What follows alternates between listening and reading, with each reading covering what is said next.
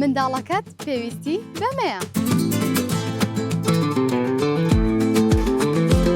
ڕۆژانە چاودێری تەندروستی و سەلامەتی منداڵەکەت دەکرێت لەلایەن پەرستارێکی بەتواناوە. ئاراستەکردن و بارهێنانی منداڵەکەت بە ڕەفتار و ئاکاری جوان لە ڕێگەی چیرۆکی پەروەردەیی و فێرکاریەوە تا خەیاڵ و ئەندێشەی فراوان بێت و کۆمەڵێک بەهای پەروەردەیی گرنگی تێدا جێگیر ببێت. منداڵەکەت پێویستی بە فێربوونی زمانە.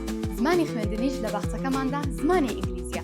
هاوکات زمانی کوردیش زۆر بە باشی و بەگرنگیەوە کاری لەسەر دەکرێت لە ڕێگەی چیرۆک و وانەی کوردیەوە. پێویستە لە ژینگەیەکی ڕەنگاڵەدا جۆرەها یاری لە بەردەست بێت و چەندین چالاکی جۆرا و جۆریان پێ بکرێت تا لە ڕووی دەستەیی و دەرونیەوە بەهێز بن. منداڵەکەت پێویستی بە سیستەمێکی هاتوتۆی سەلامەت هەیە کە هەر لە باخچەوە تا دەگاتەوە دەستت چاودێرێکی پەرۆش و دڵسۆزی لەگەڵ بێت. منداڵەکەت پێویستی بە خواردنێکی پاک و تەندروست و بەتامە تا بەردەوام پڕوزە بێت و گەشەی تاو بکات. ڕۆڵەکەت پێویستە هەر لە منداڵیەوە دڵشاد و ژیان دۆست بێت.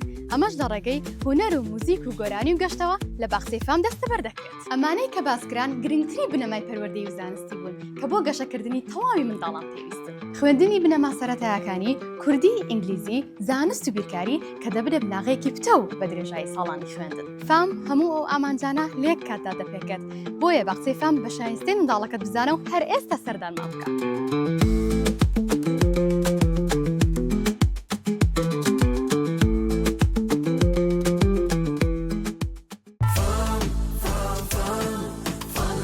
Peşanga